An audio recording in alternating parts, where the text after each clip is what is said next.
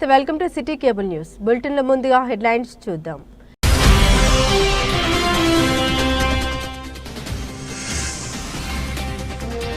దేశ ప్రధానికి అంబేద్కర్ కు నివాళులర్పించే సమయం దొరకలేదా అంటూ మండిపడ్డ కాంగ్రెస్ జిల్లా కోఆర్డినేటర్ ఆవిస్.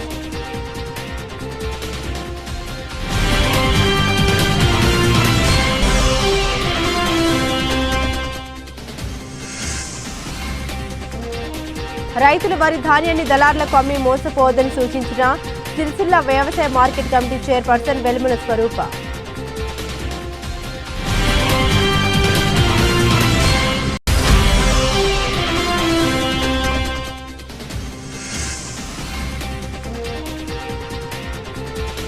బోనాలతో బతిపోచం ఆలయంలో మహిళల సందడి.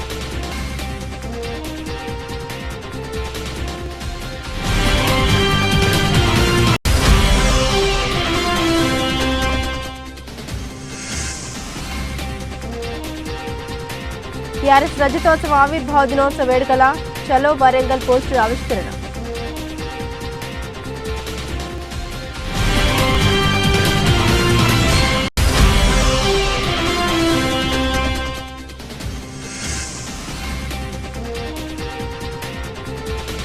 ఇంద్రమీండ్ల ఎంపికలో పారదర్శకంగా వ్యవహరించాలని అధికారులను ఆదేశించిన జిల్లా కలెక్టర్ సందీప్ కుమార్ ఝా.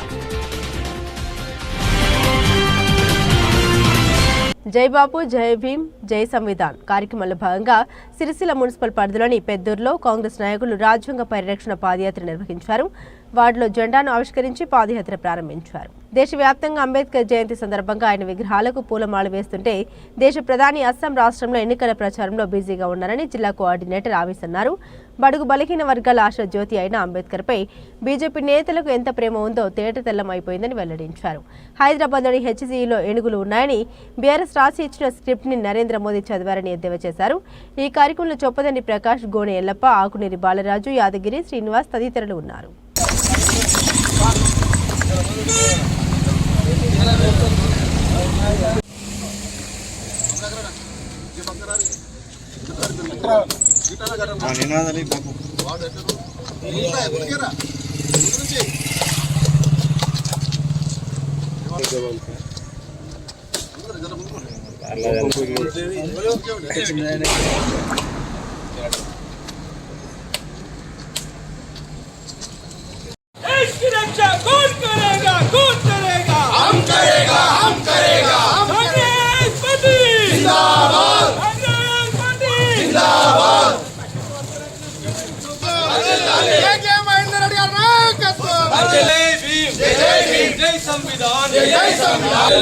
రేవంత్ రెడ్డి గారి నాయకత్వం, ఆదిశీలన్న గారి నాయకత్వం, ఆదిశీలన్న గారి నాయకత్వం.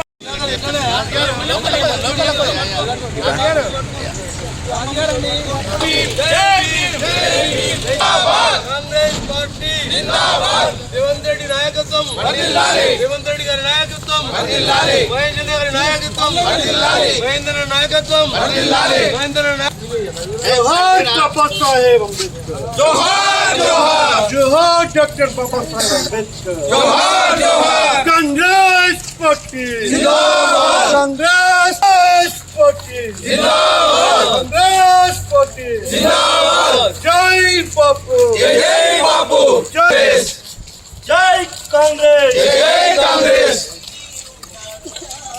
जय बापू, जय बापू, जय बापू, जय बापू, जय बापू, जय बापू, जय बापू, जय बापू, जय भीम, జై బాపు జై భీమ్ సంవిధాన్ అనే కార్యక్రమాన్ని మరి ఏఐసిసి పిలుపు మేరకు, పిసిసి పిలుపు మేరకు, జిల్లా పిలుపు మేరకు మరి అందరం కూడా ఇక్కడ ఉన్నటువంటి ఎవరైతే టౌన్ ఇన్ఛార్జ్, టౌన్ అధ్యక్షులు చొప్పదండి ప్రకాష్ గారి ఆధ్వర్యంలో మాకు ఇన్ఛార్జిగా ఇచ్చిన అవేజ్ గారు, అదేవిధంగా ఈనాడు మనం చేయబోయే కార్యక్రమం ఏంటంటే ప్రతి గడప గడపకు పోయి మన ఈ రాజ్యాంగాన్ని కాపాడుకోవాలి, ఈ రాజ్యాంగాన్ని రద్దు చేస్తామని చెప్పి ఆలోచన ఉన్నటువంటి ఈ బూర్జువా పార్టీ, ఈ బీజేపీ, ఆర్ఎస్ఎస్ పార్టీ వీళ్ళందరూ కలిసి ఈ అక్కడికి ఈ రాజ్యాంగాన్ని చేంజ్ చేస్తే వాళ్ళంతా మన చెప్పు చేతులకు వస్తారు. మళ్ళీ మనం వెనుకట ఎట్లున్నామో ఆ పొజిషన్కు రావాలని చెప్పి వాళ్ళ నిర్ణయం తీసుకుంటున్నారు. ఆ నిర్ణయానికి వ్యతిరేకంగా మరి కాంగ్రెస్ పార్టీ ఈరోజు మరి కాంగ్రెస్ పార్టీ కూడా ఈ ఏదైతే వాళ్ళు ఈ రాజ్యాంగాన్ని రద్దు చేస్తామనే ఆలోచన ఉందో ఆ రాజ్యాంగాన్ని అట్లే నిలబెట్టుకోవాలనే ఆలోచనతో మరి కాంగ్రెస్ పార్టీ ఈ కార్యక్రమం చేస్తుంది. ఈ కార్యక్రమానికి ఇచ్చేసినటువంటి ఈ మూడు ప్రజలు మరి 8వ వార్డు ప్రజలందరికీ కూడా పేరు పేరున అభినందనలు తెలియజేస్తారు.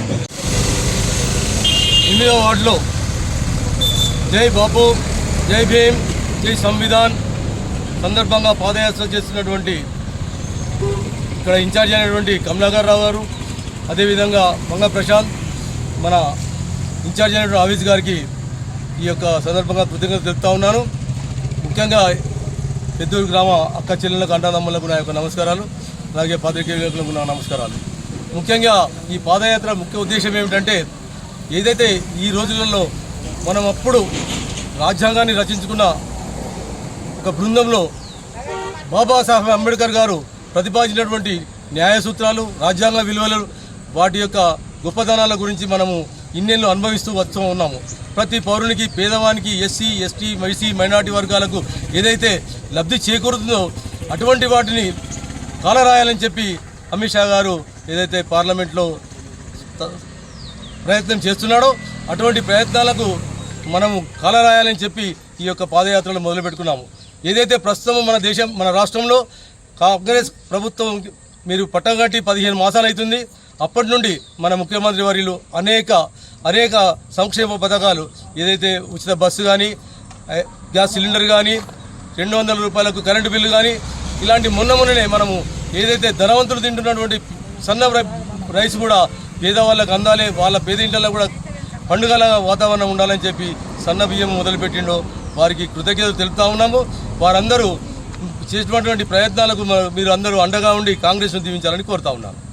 ఏదైతే మన పార్లమెంట్లో అమిత్ షా గారు మన అంబేద్కర్ గారిని విమర్శించిరో, దేవుళ్ళ మొక్కలు అంబేద్కర్ని కాదని రాజ్యాంగాన్ని కాపాడుకోకుండా చేస్తురో, ఈ కేంద్ర వైఖరిని నిరసిస్తూ ఈరోజు రాజ్యాంగ పరిరక్షణ కోసం 8వ వార్డులో మన టౌన్ అధ్యక్షుడు చొప్పని ప్రకాష్ గారి నేతృత్వంలో ఈరోజు మన ఇన్ఛార్జు అవీస్ గారి నాయకత్వంలో ఈరోజు రాజ్యాంగ పరిరక్షణ కోసం ముందుకు సాగడం జరిగింది.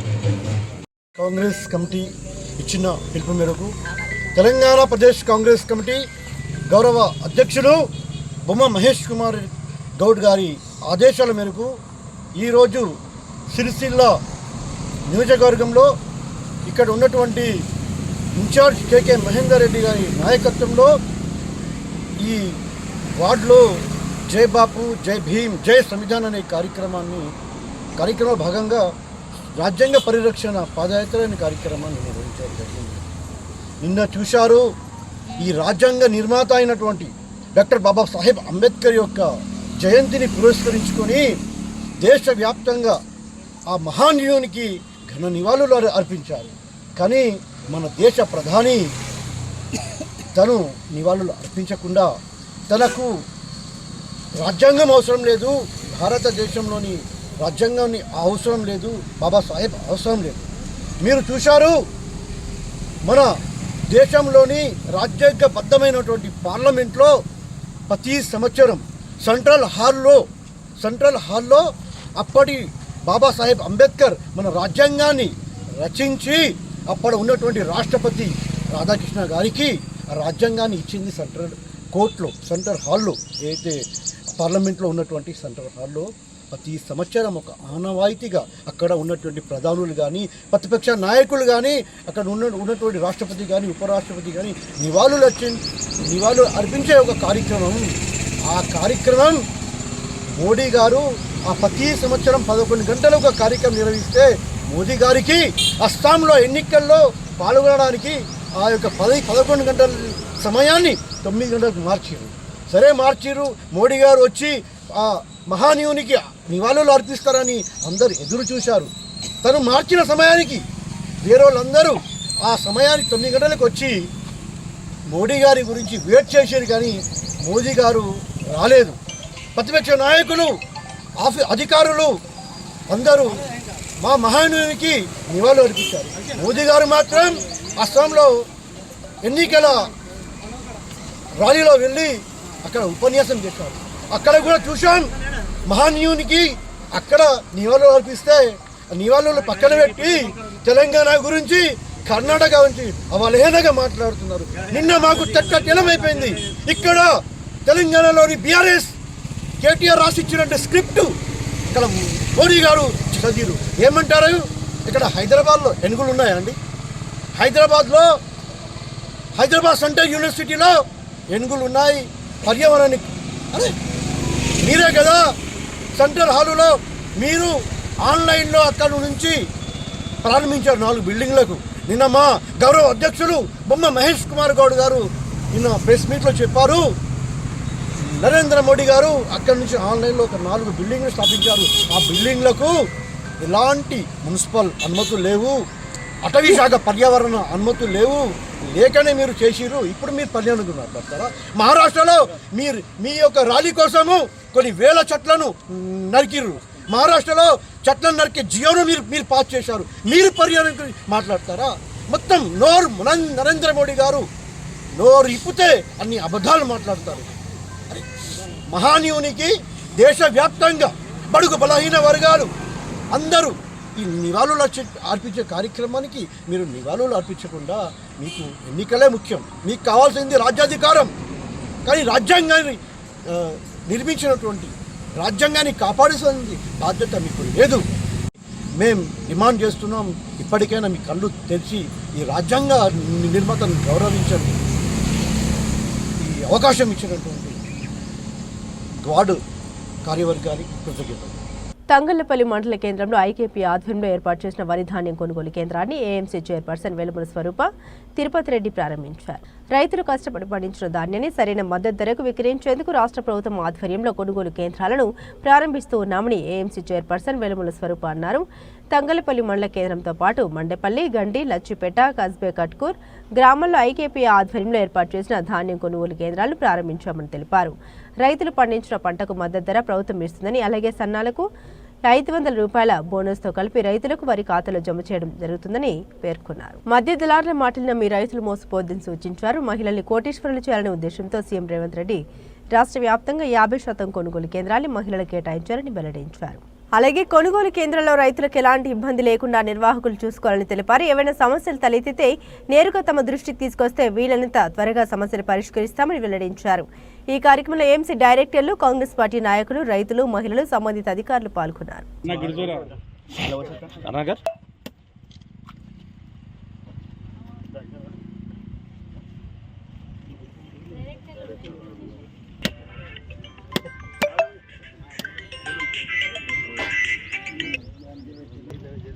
సార్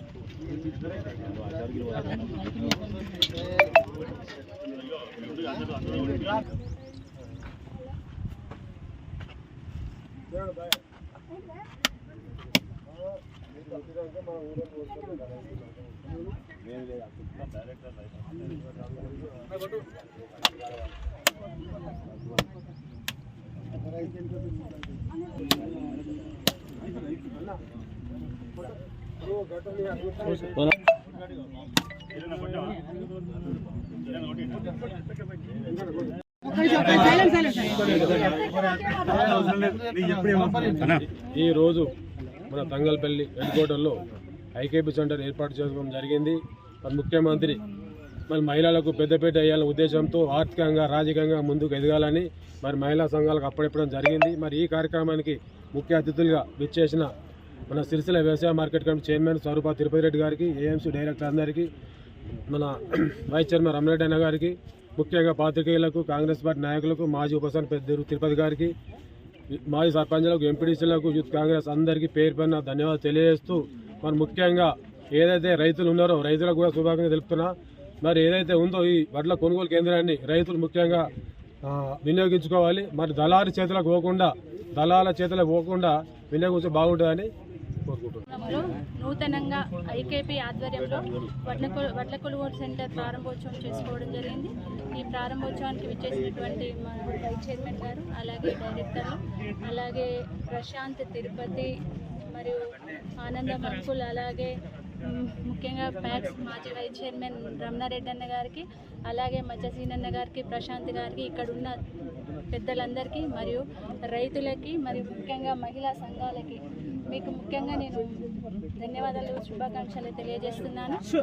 మీరు మన ప్రభుత్వం, మన ఇప్పుడున్న ప్రభుత్వము మహిళా అభ్యుదయంలో భాగంగా వాళ్ళ ఉన్నతికి పాటుపడాలని చెప్పేసి ఆర్థికంగా భరోసా కల్పించాలనే ఉద్దేశంతో మన మహిళా సంఘాలకి ఐకేపీ సెంటర్లు తిరిగి మనకు అప్పగించడం జరిగింది.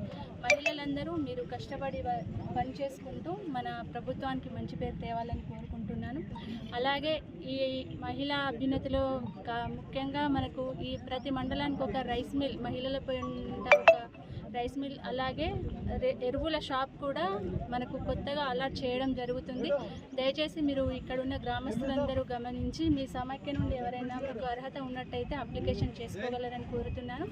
అలాగే మన ఈ ప్రభుత్వం ప్రకటించిన 2320 రూపాయల మద్దతు ధరతో పాటు సన్న వడ్లను ప్రోత్సహించే భాగంగా 500 రూపాయల బోనస్ కూడా ప్రకటించడం జరిగింది.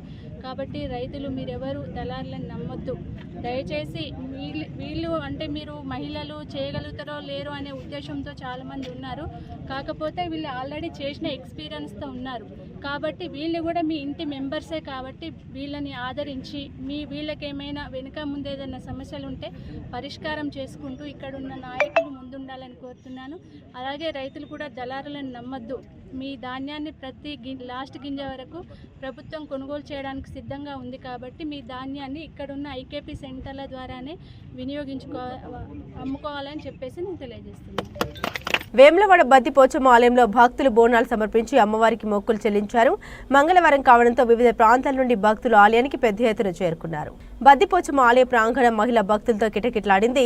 నెత్తిన బోనం పెట్టుకుని మహిళలు అమ్మవారికి సమర్పించేందుకు బారులు తీరారు. వేప కొమ్మలు, గావు పిల్లలు, శివసత్తుల పూనకాలతో ఆలయ ప్రాంగణం సందడిగా కనిపించింది. భక్తులకు ఎలాంటి ఇబ్బంది కలగకుండా ఆలయ అధికారులు చలువ పందిళ్లు వేశారు.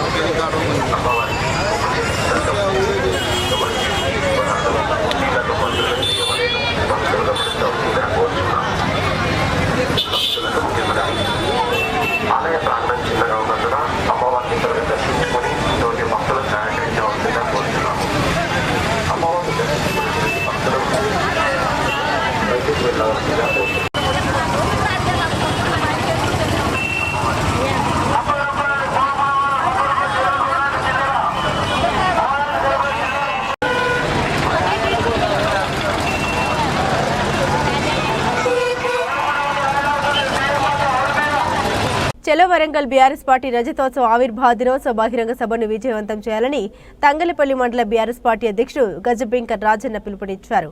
ఈ నెల 27న చలో వరంగల్ కార్యక్రమంలో భాగంగా బీఆర్ఎస్ పార్టీ ప్రతిష్టాత్మకంగా నిర్వహిస్తున్న పార్టీ రజతోత్సవ ఆవిర్భావ దినోత్సవ భారీ బహిరంగ సభ సందర్భంగా చలో వరంగల్ పోస్టర్ ఆవిష్కరణ చేశారు. కానీ విని ఎరగని విధంగా ఈ సభ నిర్వహించడం జరుగుతుందని రాజన్న పేర్కొన్నారు. ఈ సభకు మండలం నుండి భారీ ఎత్తున పార్టీ నాయకులు, కార్యకర్తలు, ప్రజలు, రైతులు, మహిళలు తరలి వెళ్లడానికి సిద్ధంగా ఉన్నారని తెలిపారు. ఈ సభకు ప్రతి ఒక్కరూ రావాలని పిలుపునిచ్చారు. సుమారు మండలం నుండి 2000 మందికి పైగా తరలి వెళ్లడం జరుగుతుందని పేర్కొన్నారు. ఈ సభలో మాజీ సీఎం కేసీఆర్ రానున్న రోజుల్లో పార్టీ తీసుకున్న నిర్ణయాలు, పార్టీ కార్యక్రమాలకే దిశానిర్దేశం చేస్తారని అన్నారు. కాంగ్రెస్ ప్రభుత్వం చేస్తున్న ప్రజా వ్యతిరేక విధానాలను ఎండగొట్టే విధంగా ప్రజలకు వివరిస్తారని తెలిపారు. ఈ కార్యక్రమంలో మండల బీఆర్ఎస్ పార్టీ మాజీ ప్రజా ప్రతినిధులు, నాయకులు, కార్యకర్తలు పాల్గొన్నారు.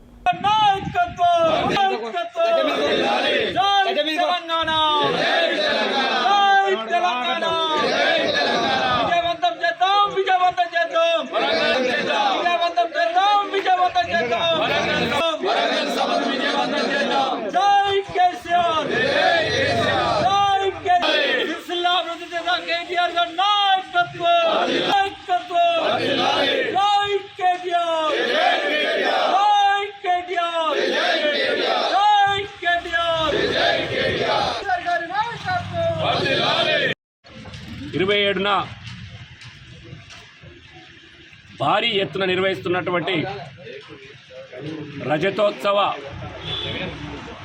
ఆవిర్భావ తెలంగాణ రాష్ట్ర సమితి భారత రాష్ట్ర సమితి ఆవిర్భావ సభను వరంగల్లో నిర్వహించడం జరుగుతుంది నెల 27న.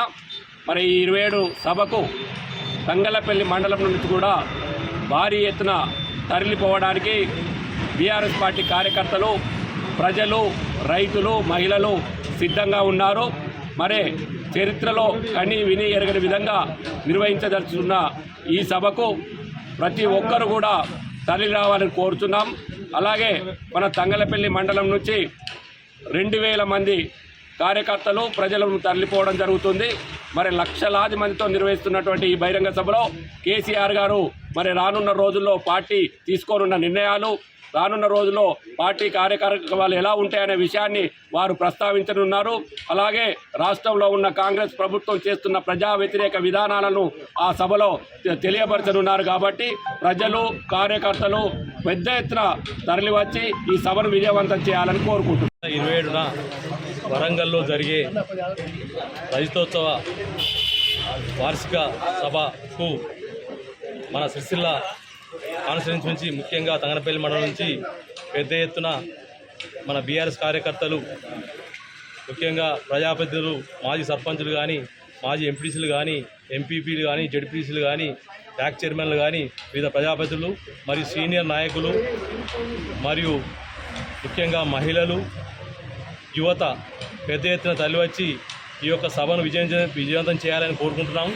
అదేవిధంగా ఈ సభను కేసీఆర్ గారు నవ్వుతో నవ్వొచ్చన్నట్టు అసలు ఎన్నడూ లేని విధంగా ఈ సభను జరపాలని నిర్ణయించుకున్నారు. ఈ సభలో మనకు కేసీఆర్ గారు పార్టీ కార్యక్రమాలు, పార్టీని బలోపేతం చేయడం గురించి, రాబోయే రోజుల్లో పార్టీని మళ్ళీ తొందరగా ఎలా అధికారంలో తీసుకురావాలనే విషయాలు కూడా చెప్తారు. మనం కావున తప్పకుండా ఈ సభను విజయవంతం చేసి మనం కేసీఆర్ గారికి మళ్ళీ ముఖ్యమంత్రి చేయడానికి మనం కంకణం కట్టుకోవాలని తెలియజేసుకుంటూ ఈ సభకు పెద్ద ఎత్తున రావాలని కోరుకుంటున్నాను. ఇందిరమ్మ ఇండ్ల పథకం కింద నిబంధన ప్రకారం లబ్ధిదారుల ఎంపికకు కట్టుదిట్టమైన కార్యాచరణ అమలు చేయాలని జిల్లా కలెక్టర్ సందీప్ కుమార్ ఝా అన్నారు. మంగళవారం సమీకృత జిల్లా కలెక్టరేట్లో సమావేశ మందిరంలో జిల్లా కలెక్టర్ సందీప్ కుమార్ ఝా ఇందిరమ్మ ఇండ్ల పథకంపై సంబంధిత అధికారులతో సమీక్ష నిర్వహించారు. ఇందిరమ్మ ఇండ్ల లబ్ధిదారుల ఎంపికలో ఎటువంటి పొరపాట్లు ఉండడానికి వీల్లేదని, మనకు వచ్చిన దరఖాస్తులు అత్యంత నిరుపేదలకు మాత్రమే మొదటి విడతలో ఇండ్లు మంజూరు చేయాలని, మన జిల్లాలో 2 నియోజకవర్గాలకు కలిపి మొత్తం 7000 ఇండ్లు మొదటి విడతలో నిర్మిస్తున్నామని కలెక్టర్ సూచించారు.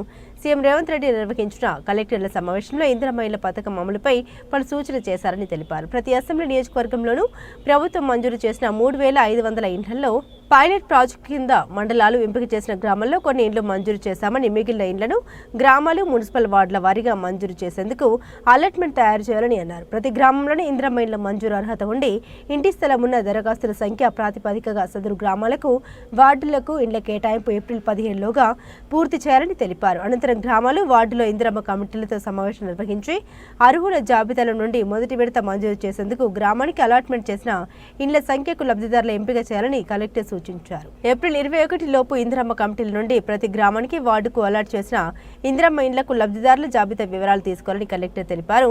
గ్రామాల్లో ఎక్కడనే ఇందిరమ్మ కమిటీల నుండి సమాచారం రాకపోతే సంబంధిత ఎమ్మెల్యేతో సమన్వయం చేసుకోవాలని కలెక్టర్ ఎంపీడీఓలకు సూచించారు. ఇందిరమ్మ కమిటీ ఆమోదించిన ప్రతి 200 ఇండ్ల లబ్ధిదారులకు ప్రత్యేక అధికారి, ఎంపీడీఓ, పంచాయతీ కార్యదర్శి బృందంగా ఏర్పడి ఏప్రిల్ 22 నుండి ఏప్రిల్ 30 వరకు మరోసారి ఫీల్డ్ వెరిఫికేషన్ చేయాలని, ఎవరైనా అనర్హులు ఉంటే జాబితా నుండి తొలగించాలని అన్నారు.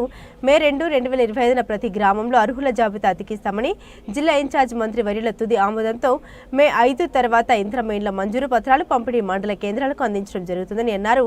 మండలాల వారీగా స్థానిక ప్రజాప్రతినిధుల సమయం తీసుకుని ఇందిరమ్మ ఇండ్ల లబ్ధిదారులకు మంజూరు పత్రాలు పంపిణీకి ఏర్పాటు చేసుకోవాలని కలెక్టర్ సూచించారు. ఇందిరమ్మ కమిటీలో నుండి జాబితా తెచ్చుకునే అంశంలో అధికారులు, ఆర్డీఓ ప్రత్యేకంగా పర్యవేక్షించాలని అన్నారు. ఇందిరమ్మ ఇండ్ల పథకం కింద లబ్ధిదారులకు 4 దశల్లో సహాయం అందుతుందని, బేస్మెంట్ పూర్తయితే 1 లక్ష రూపాయలు, లెంటల్ లెవెల్ పూర్తయితే 1 లక్ష, స్లాబ్ నిర్మాణం జరిగినప్పుడు 2 లక్షలు, ఇంటి నిర్మాణం మొత్తం పూర్తయిన తర్వాత 1 లక్ష చొప్పున మొత్తం 5 లక్షల రూపాయలు ప్రభుత్వం నుండి విడుదల చేయడం జరుగుతుందని అన్నారు. మన జిల్లాలో పైలట్ ప్రాజెక్టు కింద మండలాల్లో ఎంపిక చేసిన గ్రామాల్లో 1023 ఇండ్లు మంజూరు చేశామని, వీటిలో 282 ఇండ్లు మాత్రమే ఇప్పటి వరకు మార్కు చేయడం జరిగిందని, పెండింగ్ లబ్ధిదారులతో చర్చించి ఇండ్ల నిర్మాణం త్వరగా ప్రారంభించేలా చూడాలని ముందస్తుగా నిధులు ఇబ్బందులు ఉన్న వారికి స్వశక్తి మహిళా సంఘాల ద్వారా రుణం అందించి పనులు ప్రారంభించారని తెలిపారు. ఈ సమావేశంలో సిరిసిల్ల రెవెన్యూ డివిజన్ అధికారి రాధాబాయ్, పీడీ హౌసింగ్ శంకర్, జిల్లా గ్రామీణ అభివృద్ధి అధికారి శేషాద్రి, జెడ్పీసీఓ వినోద్ కుమార్, మండల ప్రత్యేక అధికారులు, ఎంపీడీఓలు తదితరులు పాల్గొన్నారు. బులెటిన్ ముగించే ముందు హెడ్లైన్స్ మరోసారి.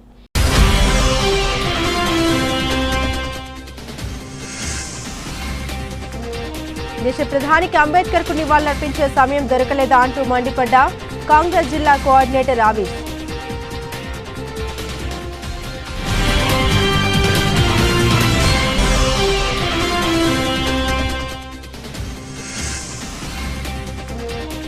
రైతులు వరి ధాన్యాన్ని దళారులకు అమ్మి మోసపోవద్దని సూచించిన సిరిసిల్ల వ్యవసాయ మార్కెట్ కమిటీ చైర్పర్సన్ వెలుముల స్వరూప.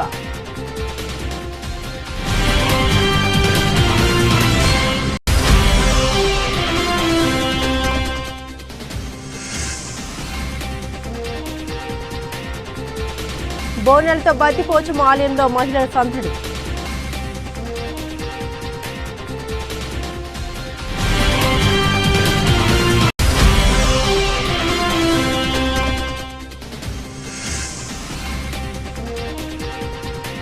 టీఆర్ఎస్ రజతోత్సవ ఆవిర్భావ దినోత్సవ వేడుకల చలో వరంగల్ పోస్టర్ ఆవిష్కరణ.